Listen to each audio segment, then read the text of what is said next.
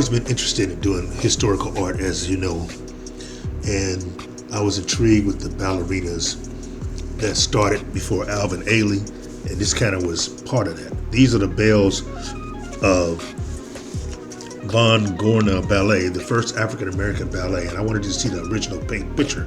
Normally I don't do that, but I had the original picture up there so you can see where I got my reference. Here I have the drawing, and I'm going into making this come into play. So I superimposed this onto the canvas so that I could get it, and I started putting the underpainting. And it was just intriguing to me to do this because this painting came out, or is fascinating in regard of the history that's with it. So I wanted to do that. So I'm showing you as I start bringing in the color, bringing in the life and the layers of the painting. So I wanted to do that. I wanted to bring it in and get it to the point to, taking a black and white and putting color to it. I don't know what colors they had back then, so I tried to make the colors as close to back in the 30s as they had, the dark colors that they'd used back then.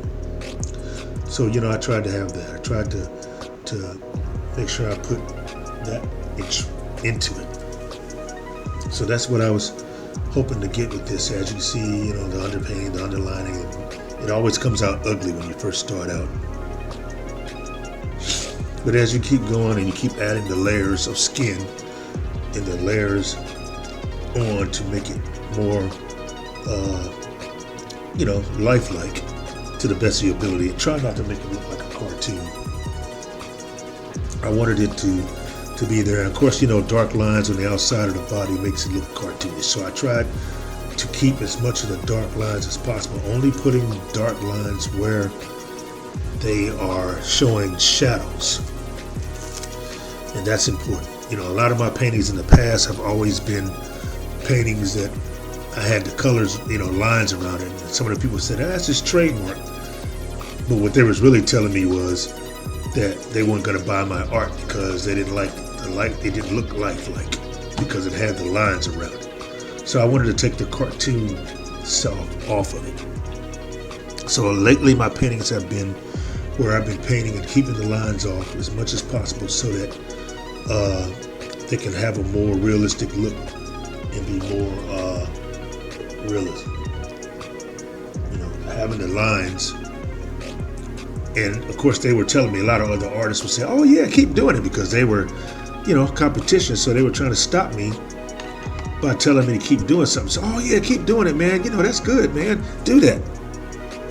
But I learned quickly that was not what really was about.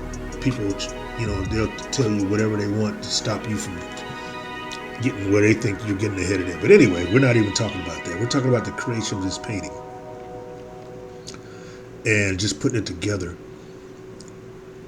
And I thought it was, it helped out more to have the background done to a point where you had the background in place. It's like the painting is almost complete when you do that. And I like to work that way. And I tell other people, other artists that listen to me, that's a good way of having it done when you do that. And you can just work on the figures and if you hair or anything that needs to be worked out, you can do that. So I just wanted to do it. I just wanted to get this done and put this together and have a good tribute to these African-American, the first African-American ballet. This is before Alvin Ailey. Alvin Ailey was a part of this as a student or as a member, but later became his own troupe, having his own troupe come together. So I just wanted to put this history together and put it out there and show you that it is beautiful to have such an art. Like I said, right now the contrast of what you see, it looks unorthodox or dirty because it's not complete. So that's the reason why you have that. But it's going to get better as you continue to watch and see the contrast as everything goes into play. But I just wanted to have this painting as I put it together and try to get it where people can really understand or have a good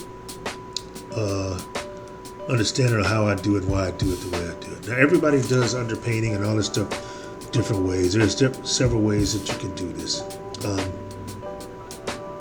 I like doing mine where you draw onto the canvas after you prepped it, and then you put your figures on, and then you paint your underpainting on top of that, and then you just kind of add color and relax and shade. Take out the shining parts that you want to shine and go from there. But I just, enjoy what I do, and I enjoy the painting, and I enjoy putting these things together and trying to get it out there, even though I would love to have some collectors to contact me and I can work with them. But right now, I'm trying to prove that this is more than just a hobby. It's not a hobby, it's a lifestyle. So just trying to get people to see, trying to get people to get involved. It takes a lot, and there's a lot of talent out there. So you got to be able to show what makes you different from everybody else, what makes your art stand out, what makes it stand out that makes it where people will want to be involved with you. Well, you got to have a story. You can't just paint, or you want to have a story, something that you're telling, portraying, to put out, so that people will be intrigued on. Well, I understand what story he has, what he's trying to do. He's trying to tell a story about blah, blah, blah. And that's what you got to do. You got to come up with a story that you can tell through your art and be able to have it talk to people. Show them what you want them to know about what you're doing. Why is it important for you to be painting this subject, not just to be painting something just because it looks good, but you want to be able to show. Like in my examples, I try to take the history we have and make it not just Black history, but make it our history, because the history, we wouldn't have Black history if it wasn't for all history and the things that happen.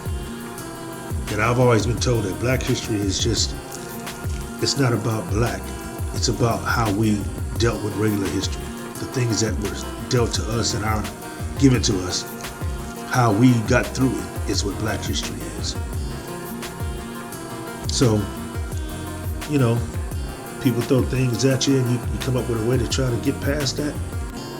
That's what Black history is. So, that's what I try to portray in the art, and I do it in such a manner that, I want it to be presentable and in a way that proves us to be, more than just a people, that we're worthy to be here and be able to be talked about and not be erased. So that's what I strive to do when I paint.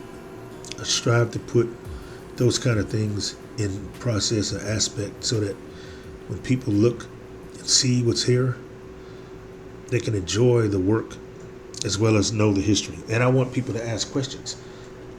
A lot of times I love it when I'm displaying art and there are young kids there, they want to know questions. They ask me, why is this? Why did you do that? What is this about?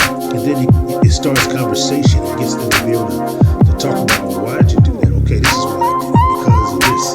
Because of that. And that's what it is.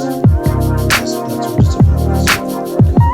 You want people to be able to ask questions and then be able to give them an answer. And whether they like the answer or not is on them. But you want to give them the truth so they can think about it. Make it thought-provoking subject that makes them want to know, okay, well, this happened.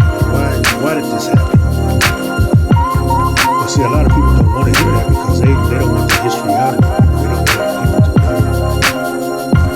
know what's going on, so they rather just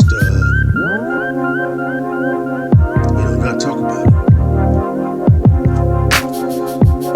But I think we should be able to talk about it and be able to show it. That's why I try to do it.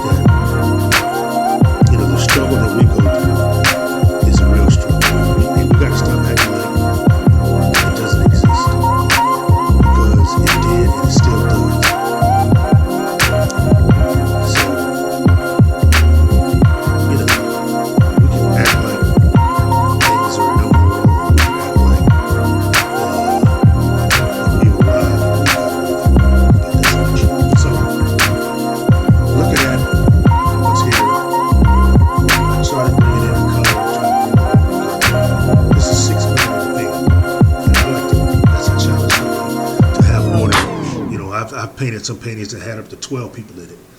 I just like to do that because it shows diversity in movement. It shows that you can do more than one thing, that you can concentrate on more than one type of thing at a time. And it just makes the painting come out a little better. And yes, I'm known for painting big paintings. So I want to fill the canvas up. And that's what you do. You try to fill it as best as you can and try to get that. So I want to just show the beauty of this. These women back in the day, what they were doing, being in this ballet. And I'm sure they were being ridiculed and all kinds of things going on. Who even knows who Keith and Campbell is? I'm assuming since it was a German who started this ballet, that it probably, they probably did a lot of time overseas and maybe in New York. But it was just a great thing to have. We always got to start. We can never be included. We always have to start somewhere else. And try to come in and be recognized. But, the African, like I said, it was American Negro Ballet Company. And Eugene Von Grona, dancer and choreographer who significantly influenced American dance, was primarily incorporating African music into the ballet, putting in African Americans in ballet.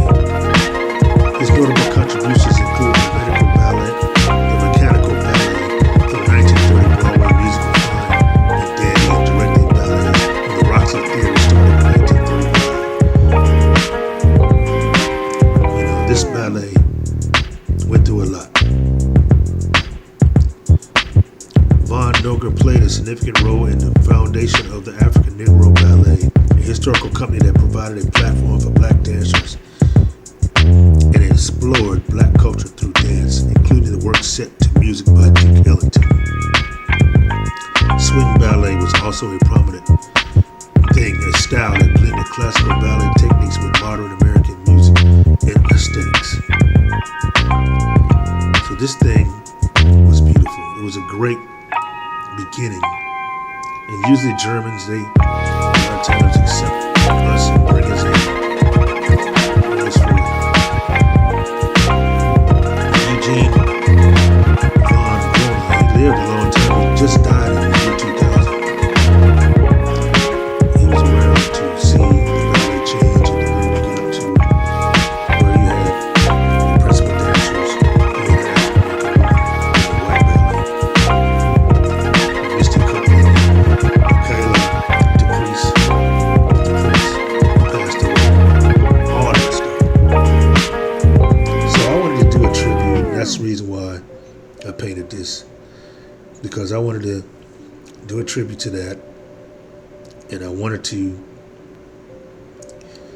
make it something that was worthwhile, because I thought it was a beautiful thing. And I'm going to probably do some more paintings of this troupe, and maybe a couple of more to make it a set, and just kind of, if anybody's interested, to maybe purchase and get this. But so I thank you for your time and your effort, and thank you for allowing me to talk about this subject. Like I said, this company started in 1937, and it was just great